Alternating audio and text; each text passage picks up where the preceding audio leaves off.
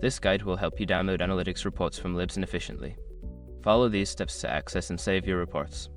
Step 1. Log into your Libsyn account. Navigate to the Libsyn website and enter your login credentials to access your account dashboard. Step 2. Access the Analytics section. Once logged in, locate the Analytics tab on the main menu. Click on it to open the Analytics dashboard where you can view your podcast statistics. Step 3. Select the report type. In the Analytics section, choose the type of report you want to download.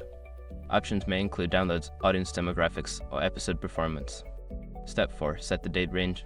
Adjust the date range for the report by selecting the start and end dates. This will ensure you download the data for the specific period you are interested in.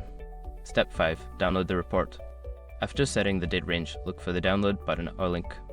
Click it to save the report to your device in the desired format, usually CSV or PDF.